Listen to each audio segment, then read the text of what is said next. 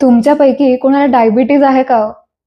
तसं असेल तर आजची ही कथा फक्त आणि फक्त तुमच्यासाठीच आहे.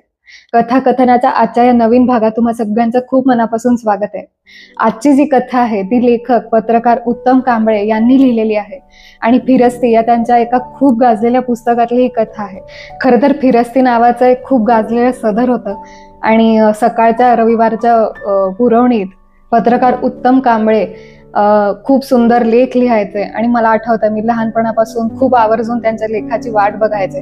त्याच सगळ्या लेखांचं कंपायलेशन करून आज हे पुस्तक बरीच वर्ष झालं मार्केटमध्ये आलंय. फार सुंदर पुस्तक आहे आणि बरेचसे त्यांचे कार्यकालीन अनुभव या पुस्तकात त्यांनी खूप सुंदररित्या मांडलेले आहेत. याच पुस्तकातली एक फार वेगळी आणि गांभीर्य शिकवणारी आजची कथा आहे. कथेचं नाव आहे देह मंदिरासाठी व्यायाम आणि लावारिस चाय.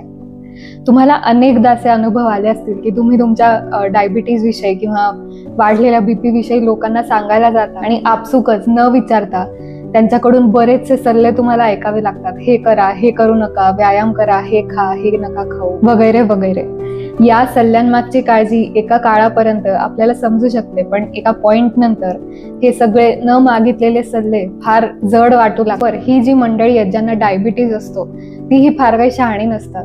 बऱ्याचशा प्रकारची लोक मी आजवर पाहिलेली आहेत. आहार, व्यायाम न पाळणारे लोक, या रोगाचा बाऊ करणारे लोक, एखादं मेडल मिळाल्याप्रमाणे सगळ्यांना आपल्या शुगरचा आकडा सांगत सुटणारे लोक, सर्वांसमोर असताना आहार पाळणारे आणि लपून छपून मिठाया खाणारे लोक, सगळं खापर चहावर मोडणारे लोक आणि शेवटी नित्य नियमाने व्यायाम करणारे, आहार पाळणारे लोक पण खरंच डायबिटीजने त्रस्त, नशिबाला दोष देत सुटणारे, घाबरणारे लोक. या सगळ्या प्रकारच्या डायबिटीजने त्रस्त असलेल्या लोकांमध्ये डायबिटीजला खरंच कोणी गांभीर्याने घेत असेल असं मला वाटत नाही. मी कदाचित चुकतही असेल, पण माझ्या आजूबाजूला जितकी मंडळी मी पाहिली आहे त्यांना मी कधी डायबिटीजला गांभीर्याने घेताना पाहिलेलं नाहीये.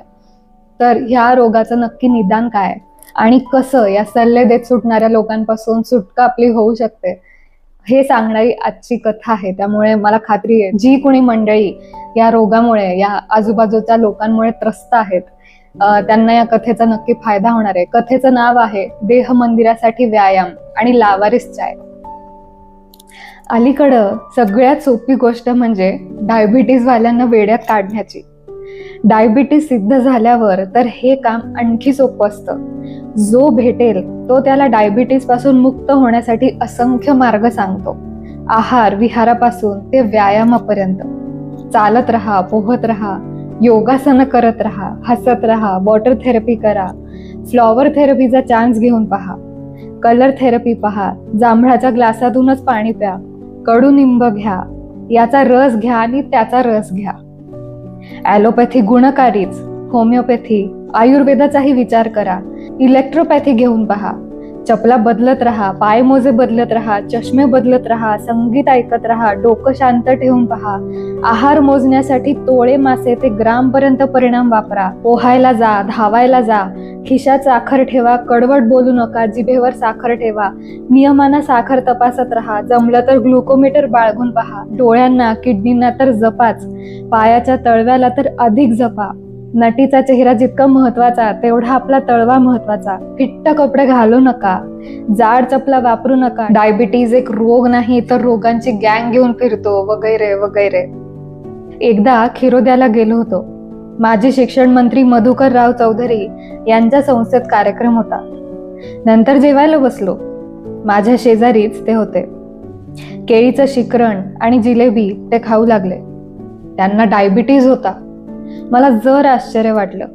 हे कसं काय बुवा असं विचारल्यावर ते म्हणाले, मध्य प्रदेशातला एक वैद्य येतोय, त्यांच्याकडे जडीबुटी असते, ती घेतली की सगळं एकदम क्लिअर.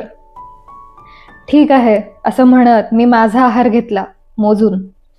नाशिकमध्ये कवी वसंत बापट यांच्या बरोबर जेवण घेत होतो एकदा. ते गुलाबजाम खाऊ लागले. माझा आहार पाहून ते म्हणाले, अरे घाबरत जाऊ नकोस, कवितेत आणि डायबिटीज मध्ये मी तुला ज्येष्ठ आहे, बघ मी कसा दणका देतोय. मी त्यांच्या ज्येष्ठत्वाचा आणि त्यांच्या आहाराचा आदर करत शांत बसलो. या उलटही माणसं बघितली.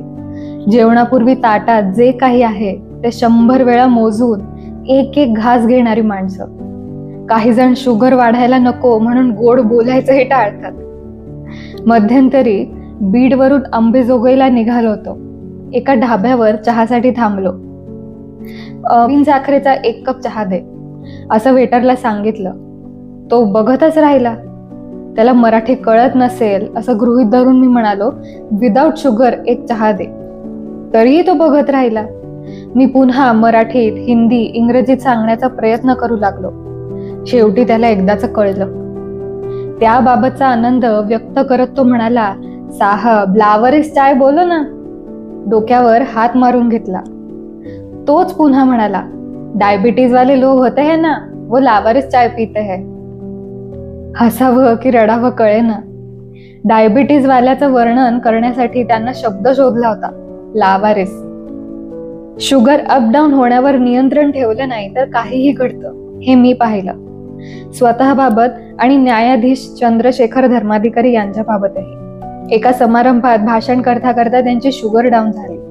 ते कोसळण्याच्या बेतात असतानाच त्यांच्या मागं जाऊन त्यांना धरलं, खाली पडू दिलं नाही. नाशिकमध्ये एक ज्येष्ठ पत्रकार भाषण करता करता कोसळले. मोग तपस्वी हे त्यांचं नाव. स्टेजवरच निधन झालं त्यांचं. अशा काही गोष्टी पाहिल्या, ऐकल्या की काही जण डिप्रेशन मध्ये जातात. डायबिटीसचं निदान झालं तरीही डिप्रेशन मध्ये जातात. मी एक जण पाहिला. म्हसरूळ ते गोदाघाट हे 5-6 किलोमीटरचं अंतर तो सकाळ सायंकाळ 2 वेळ चालतो. भाजी आणतो, कोणी धावण्याचे प्रयोग करतं, कोणी डोळे मिटण्याचे, कोणी आतला कोणता तरी पार्ट जागा करण्याचा प्रयत्न करतं. चलताय. तर माझ्या पोराला, चरवाकला 16-17व्या वर्षात झाला डायबिटीस. एकदम इन्सुलिनवरच गेला. पहिल्या दिवसापासून स्वतः टोचून घेण्याची सवय त्याला मनीषानं लावली. मला थोडं खचल्यासारखं वाटत होतं. त्याच्यात मात्र धाडस होतं. त्याने डायबिटीस स्वीकारला. मी त्याला सांगितलं, बघ बेटा, आपल्या बापानं आपल्या 7-12वर काही ठेवलं नाही अशी तक्रार आता तू करू शकणार नाही. त्यानं ते हसत घेतलं. पुढं त्याने व्यायामात सातत्य ठेवलं, आहारावर नियंत्रण ठेवलं. धावणं, पळणं, पोहणं असं करता करता तो जिम मध्ये स्थिरावला. नंतर लक्षात आलं की शुगर नियंत्रणाखाली आली आहे. पुढं इन्सुलिन कमी झालं, ते थांबलं, औषधही थांबली.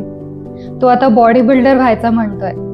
त्यासाठी आहार, व्यायाम यात सातत्य ठेवावं लागतं. तसं झालं की डायबिटीस दरवाजाबाहेर राहण्यास मदत होते.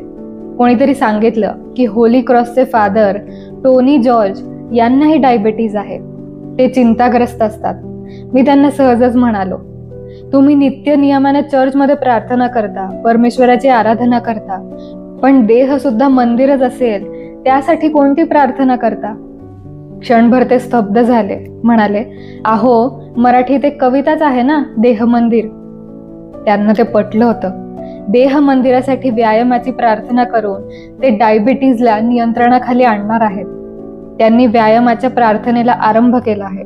आम्ही खूप वेळ चर्चा केली, काही विधायक निष्कर्ष काढले. डॉक्टर ते मान्य करतील की नाही माहीत नाही, पण आमचे रोग्यांचे निष्कर्ष असे, डायबिटीज रोग नाही तर अतिशय प्रामाणिकपणे आपल्यासोबत कायम राहणारा, नव्या जीवनशैलीला घेऊन जाणारा, मैत्रीत दगाफटका न करणारा एक सोबती आहे. हा मित्र जिभेसाठी जगू नका, आयुष्यासाठी जगा असा संदेश देतोय. हा मित्र भूक, तहान म्हणजे एकूणच तृष्णा किती वाढवावी, कोठे थांबावी याबाबतचे संकेत घालून देतोय. हा मित्र आपल्याला शिस्तबद्ध बनवतोय. देह हे एक मंदिर आहे, त्याची प्रार्थना करायला शिका असं सांगतोय. हा मित्र चिडचिडीपासून आपल्याला दूर राहण्याचा सल्ला देतोय, संयमी वागायला शिकवतोय, आणखी बरंच काही काहीतरी द्यायला येतोय. ते व्यवस्थित स्वीकारलं ना तर मग गंमतच. ये दोस्ती हम नहीं छोडेंगे सारखं. डायबिटीस पासून कायमची मुक्ती मिळवण्यासाठी जगभर संशोधन सुरू आहे. ते नक्कीच यशस्वी होणार आहे, याविषयी शंका नाही. कारण मनुष्य प्राण्याला जगायला खूप आवडतं आणि जगण्यासाठी संशोधन करायला तर त्याहूनही जास्त आवडतं. तर अशी ही कथा, लेखच म्हणेन मी खरं तर, पण एखाद्या रोगाला खूप गांभीर्याने घेण्याची किती गरज आहे, त्यासाठी सातत्याने प्रयत्न करण्याची किती गरज आहे, असं काहीसं सांगणारी आजची ही कथा आहे. उत्तम कांबळे हे फार उत्तम लेखक आहेत, पत्रकार आहेत आणि जसं मी आधी सांगितलं, लहानपणापासून मी त्यांच्या लेखांची फार आवर्जून वाट पाहायचे. गेल्या आठवड्यात अचानकपणे त्यांची 3-4 पुस्तकं डोळ्यांसमोर आली आणि 1 मिनिटही विचार न करता त्यांची 3-4 पुस्तकं लागलीच मी उचलली. एक फार अनुभवी, हुशार आणि तितकंच समंजस व्यक्तिमत्व जर तुम्हाला वाचायचं असेल तर तुम्ही नक्की त्यांची पुस्तकं वाचा. त्यांच्या लेखांमधून, त्यांच्या कथांमधून शिका. आजची ही कथा, आजचा हा लेख तुम्हाला कसा वाटला ते तुम्ही नक्की कळवा. तुमच्या डायबिटीजवर तुम्ही कसं नियंत्रण आणताय हे जर तुम्हाला सांगायचं असेल तर तेही तुम्ही खाली कॉमेंट सेक्शन मध्ये सांगू शकता. त्यामुळे आपल्या कथाकथन, काव्यमन वाचणाऱ्या बाकीच्या लोकांनाही मदत होऊ शकेल. You never know. कथाकथनाच्या मागच्या भागाला तुम्ही फार आवर्जून प्रतिसाद दिला. वपू काळेंनी लिहिलेली स्त्री हट्ट नावाची ती कथा होती आणि तुम्हा सगळ्यांना फार आवडलेली दिसतीये आणि याचाच मला फार आनंद होतोय. लोकांनी मराठी कथा, मराठी कविता वाचाव्यात, समजून घ्याव्यात अशी माझी फार इच्छा आहे आणि फूल न फुलाची पाकळी असा प्रयत्न माझ्या परीने मी करतेय. कथाकथन, काव्यमन ह्या 2 उपक्रमांबद्दल तुम्हाला काय वाटतंय हे जर तुम्हाला खूप मोकळेपणाने सांगायचं असेल तर तुम्ही मला ईमेलही पाठवू शकता. evuhost28@gmail.com ह्या ईमेल आयडीवर तुम्ही मला ईमेल करू शकता. तुमचे काही सजेशन्स असतील, तुम्हाला या उपक्रमांमध्ये काही बदल व्हावेत असं वाटत असेल, काही चांगले पॉझिटिव्ह सजेशन्स असतील तर तुम्ही नक्की कळवा.